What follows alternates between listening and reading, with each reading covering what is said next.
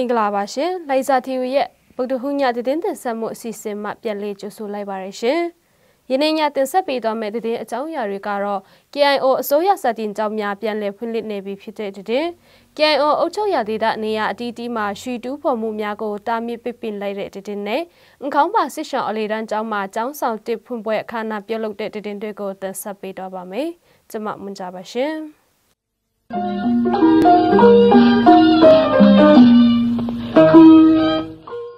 Covid yoga chene jang pitare kia o ochong name shi sadin jang rigo boho covid comedy ne boho pinya ye thana ye computer phin January la 3 ရက်နေ့ကစပြီးတင်ကြားနေပြီဖြစ်ပါတယ်။စာတင်ကြောင်းဖွင့်လှစ်ရမှာမိုးလတန်းတွေကိုမနက်ပိုင်း9နာရီကနေနေ့လယ်7နာရီ15မိနစ်အထိစာတင်ကြားပြီးဂျန်နဲ့အလေးတန်းနဲ့အထက်တန်းများကိုတော့နေ့လယ်12နာရီမှညနေပိုင်း4နာရီ15မိနစ်အထိအချိန်ကန့်သတ်ကတင်ကြားပေးနေတယ်လို့သိရပါတယ်။ကျောင်းသူကျောင်းသားများကိုလည်းနေ့စဉ်ကိုအပေါ်ချိန်တိုင်းချင်းလက်ဆေးခြင်းကျောင်းခန်းတွင်ကျောင်းသားဦးရေညကြအောင်နေရအစဉ်တကျချမှတ်ထားခြင်းနဲ့ကိုဗစ်ရောဂါကာကွယ်ဖို့စနစ်တကျစီကံများကိုချမှတ်ထားကြောင်းလိုင်ဇာမြို့အလေတန်းကျောင်းမှာအတွင်ရဲမှုဆီယာမတော်အန်တင်ဆန်းဆန်းကပြောပါရယ်ပြီးခဲ့တဲ့စာတင်နှစ်ထက်တင်ကြားချိန်ပိုများတဲ့အတွက်တင်ကြားရေးပိုင်းမှာပုံမူထိရောက်နိုင်တယ်လို့လည်းဆီယာမကပြောပါရယ် KIO အစိုးရစာတင်ကျောင်းများကိုကိုဗစ်ရောဂါကူးစက်ပြန့်ပွားမှုအခြေအနေကြောင့်ပြီးခဲ့တဲ့2021ခုနှစ်ဇွန်လ23ရက်နေ့မှရက်အကန့်အတန့်မရှိပိတ်ထားရမှာရောဂါအခြေအနေပြန်လည်ငြိမ်သက်လာတဲ့အတွက်အချိန်6လခန့်ကြာမှတဖန်ပြန်လည်ဖွင့်လှစ်လိုက်တာဖြစ်ကြောင်းသိရပါတယ်ရှင်။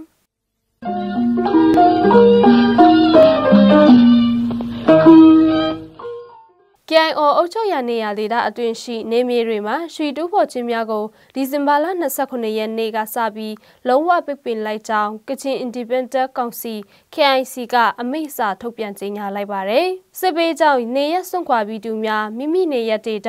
နေအိမ်ချမ်းဝင်းများနဲ့စိုက်ပျိုးတောင်ယာမြေများကိုတွားရောက်ကြည့်ရှုစစ်ဆေးခြင်းမပြုလုပ်ကြခြင်းကိုအခွင့်ကောင်းယူပြီးရွှေတူးဖော်နေခြင်းများအားလုံးကိုအရေးယူဆောင်ရွက်သွားမည်ဖြစ်ကြောင်းထုတ်ပြန်ချက်မှာပါရှိပါတယ်။ယခုလိုတာမိတ်ပြပြင်လိုက်တာဟာစစ်ပေးဆောင်ပြည်သူတွေရဲ့နေမြေများပျက်စီးဆုံးရှုံးတာတွေကိုကာကွယ်ဖို့ဖြစ်ပြီးအစိုးရရဲ့မြေယာဆိုင်ရာဥပဒေအတိုင်းသက်ဆိုင်ရာကကြီးကြပ်ကာကွယ်ဖို့ကိုလည်းတပါးတီထုတ်ပြန်ထားပါတယ်။ KIO အုပ်ချုပ်ရာနေရာဒေသအတီးတီမှာရွှေတူးဖော်မှုများတာမြစ်ပြပြင်ကြောင်းအမိန့်ကြေညာစာပါအချက်တွေကိုလိုက်နာခြင်းမရှိသူတွေမိတို့ကိုမဆိုပြင်းပြင်းထန်ထန်အရေးယူကြမည်ဖြစ်ကြောင်းကောင်စီမှအမိန့်ထုတ်ပြန်ထားပါတယ်။၎င်းအမိန့်ကိုပြင်ဆင်ပြောင်းလဲခြင်းရုပ်သိမ်းတာတွေမပြုလုပ်မချင်းအတီးဖြစ်တယ်လို့လည်းထုတ်ပြန်ချက်မှာပါရှိပါတယ်ရှင်။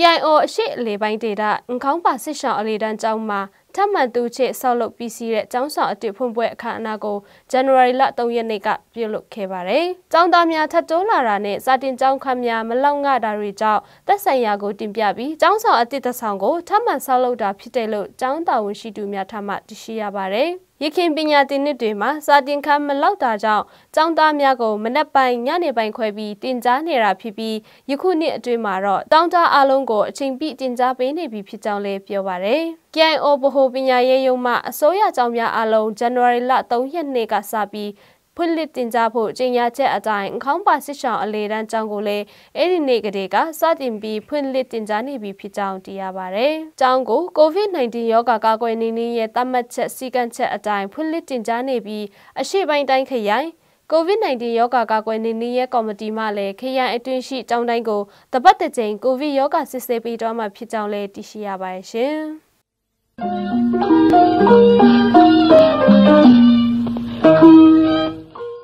လိုင်ဇာ TV ရဲ့ဗမာတိုင်းကြားပါတာဖြင့်တင်ဆက်မှုအစီအစဉ်ကိုကြည့်ရှုနားဆင်သူပရိသတ်အပေါင်းကာယစိတ်ဓာတ်နှဖျားတော့ဒုက္ခပြီးဝပြီးကာယောဂအပေါင်းမှကင်းဝေးနိုင်ကြပါစေကြောင်းဆုမွန်ကောင်းတောင်းလိုက်ပါရရှင်